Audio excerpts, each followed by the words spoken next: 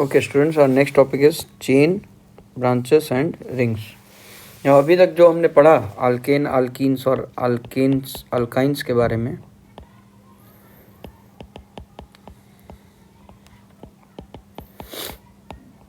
उसमें हमने देखा कि लॉन्ग चेन्स बन रहे थे। जैसे हेक्सीन अगर बनाना है मुझे, तो मैं 6 कार्बन लूँगा, पहले मैं 2, फिर सिंगल बॉन्ड और फिर हाइड्रोजन। तो ये लॉन्ग चेन था, राइट। तो इसे हम कहेंगे एन हेक्सीन, या अगर मैं हेक्सेन बनाना चाहता हूँ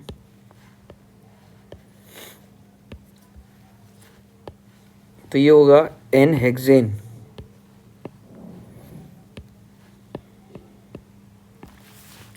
लेकिन इसी एन हेक्सेन को मैं कुछ इस तरह से भी ब्रांच कर सकता हूँ।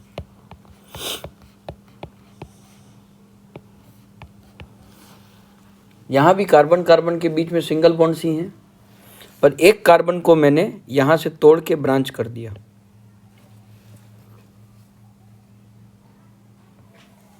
ठीक है। अच्छा, इसको इस तरह से भी कर सकता हूँ मैं।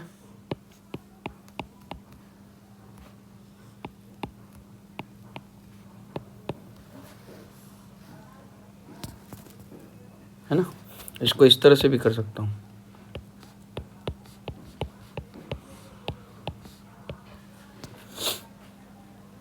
यहाँ भी 6 कार्बन्स हैं, 1 2 3 4 5 6, 1 2 3 4 5 6, 1 2 3 4 5 6। पर इन तीनों के नाम हेक्सेन, इसका भी नाम हेक्सेन।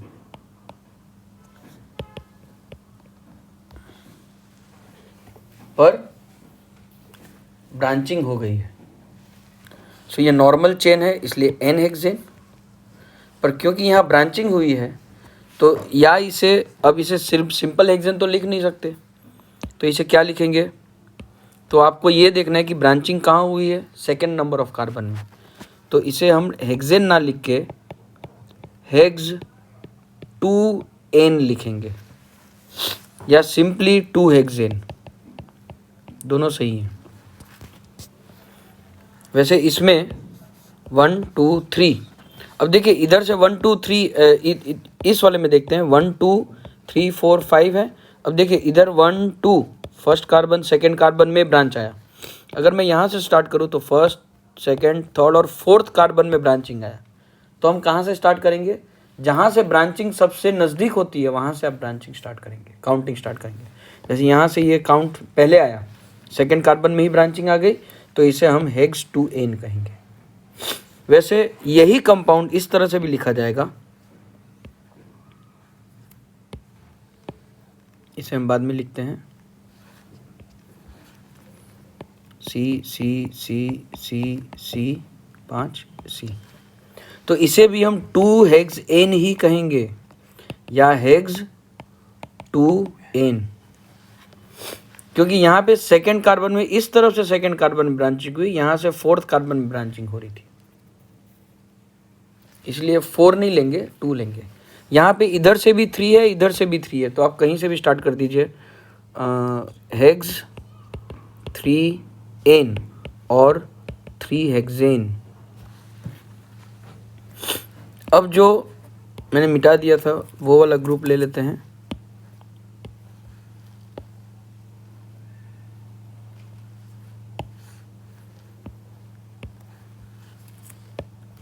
मैंने उसमें कुछ इस तरह से लिखा था C C C C C C।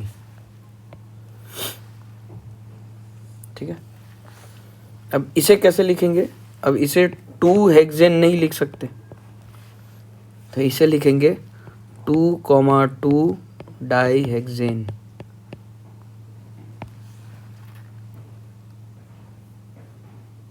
क्योंकि सेकेंड कार्बन में 2 ब्रांचिंग हुई।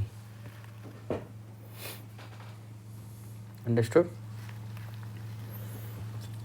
और इस तरह के जब एक एक कार्बन में, सेकेंड कार्बन में 2 ब्रांचिंग होती है तो इसे नियोहेक्सेन भी कहा जाता है, नियोहेक्सेन। और जो इसके पहले हमने किया था जिसमें सेकेंड कार्बन में ब्रांचिंग थी, इसे आइसोहेक्सेन कहा जाता है।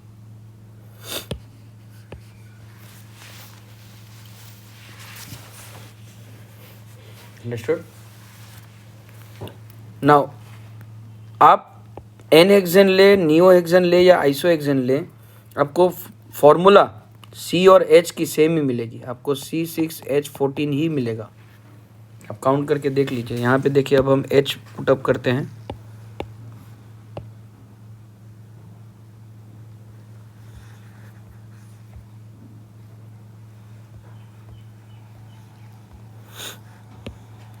अब हम H पुटअप करते हैं सब में।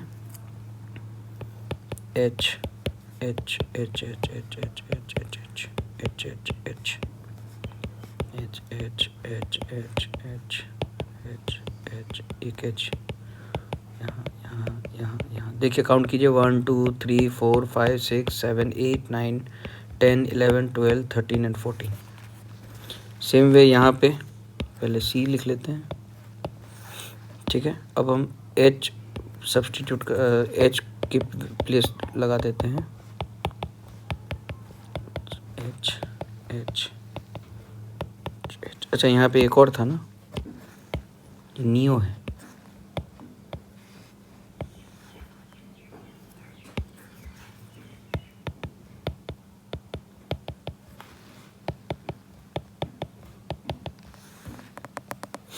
हर कार्बन की वैलेंसी सेटिस्फाई हो गई H से। अब H गिनते हैं, 1 2 3 4 5 6 7 8 9 10 11 12 13 14। तो जब केमिकल फॉर्मूला C6H14 तीनों की फॉर्मूला है, पर स्ट्रक्चरल फॉर्मूला अलग है। ये लॉन्ग चेन है, ये ब्रांच्ड चेन है, यहाँ पे भी ब्रांचिंग है, इसकी ब्रांचिंग अलग है, इसकी ब्रांचिंग अलग है। तो इन सब को एक दूसरे के आइसोमर्स कहा जाता है। तो आइसोमर्स क्या हुए?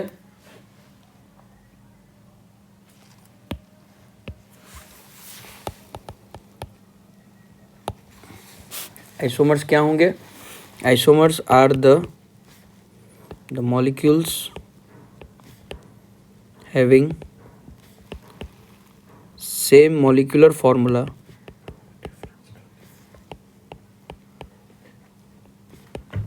but different structural formula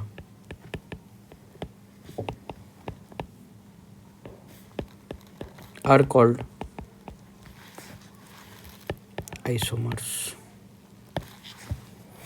मैं एक और आइसोमर का एग्जांपल आपको देता हूँ।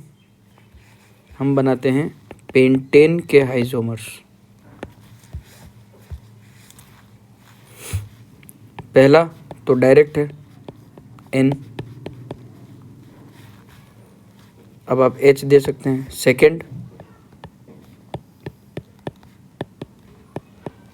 एक ब्रांच। Third, 2 branch. अब आप इसको छोड़ के ऐसा नहीं लिख सकते, ये चौथा नहीं होगा, ये दोनों सेम है। यहाँ से सेकंड कार्बन, यहाँ से सेकंड कार्बन, तो ये दोनों सेम है, तो ये चौथा आइसोमर नहीं है, ये वही है। तो पेंटेन के 3 आइसोमर्स होते हैं। अब आइसोमर्स कितने होंगे किसी मॉलिक्यूल के, वो पता लगाने की कोई फॉर्मूला नहीं है। It is just trial and error method. Okay, ये पेंटेन वाला आपके क्वेश्चन में इन टेक्स्ट में एक जगह पे पूछा गया है, इसलिए मैंने आपके लिए कर दिया। अब बस आपको इसमें हाइड्रोजन प्लेस करने हैं। 1 2 3 1 2 1 2 1 2 1 2 3 1 2 3 1 2 3 1 1 2 1 2 3 1 2 3 1 2 3 2 3 1 2 सॉरी 1 2 3। तो ये हो गया एन पेंटेन, ये है आइसोपेंटेन और ये है नियोपेंटेन। इसे एन पेंटेन कहेंगे, इसे हम पेंट 2N भी कहेंगे और इसे हम 2,3 डाइपेंटेन भी कह सकते हैं।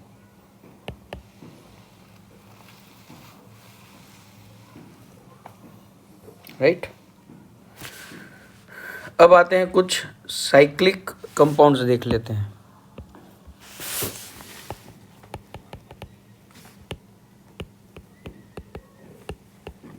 एटलीस्ट जो आपके बुक के सिलेबस में वो तो देख ही लेते हैं। साइक्लिक क्या होते हैं? जब कंपाउंड्स एक दूसरे के साथ एक रिंग जैसा स्ट्रक्चर बना के बॉन्ड बना लेते हैं, एक सिंगल बॉन्ड, तो ये पेंटेन ही हुआ। पर जब मैं हाइड्रोजन यहाँ सब्स्टिट्यूट करता हूँ, क्योंकि दो दो वैलेंसी सेटिस्फाई है, कार्बन की दो दो हाइड्रोजन ही देंगे,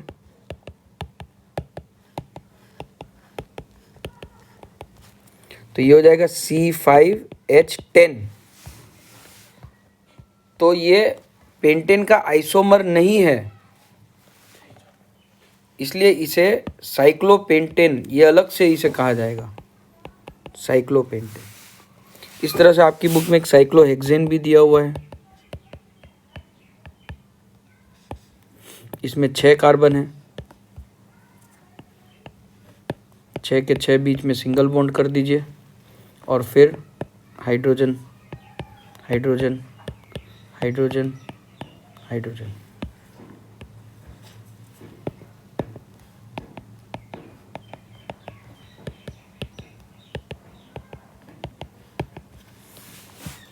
तो ये हो जाएगा C6H12। ये हेक्सईन की फॉर्मूला है, याद है, लेकिन ये हेक्सईन नहीं है क्योंकि कहीं भी डबल बॉन्ड नहीं है, ये साइक्लिक है, इसलिए इसका नाम साइक्लोहेक्सेन पड़ेगा। अब एक और स्ट्रक्चर है आपके सिलेबस में जो बहुत ही इम्पोर्टेंट है और जो पेपर में पूछा जाता है, वो है बेंजीन का स्ट्रक्चर। इसमें भी 6 कार्बन होते हैं, लेकिन alternate double bond single bond का अरेंजमेंट होता है। इसको आप ऐसा भी बना सकते हो, यहाँ डबल बॉन्ड, यहाँ सिंगल बॉन्ड, यहाँ डबल सिंगल। हाँ, आप इस तरह से नहीं बना सकते, this is wrong. Alternate double और सिंगल बॉन्ड्स होते हैं।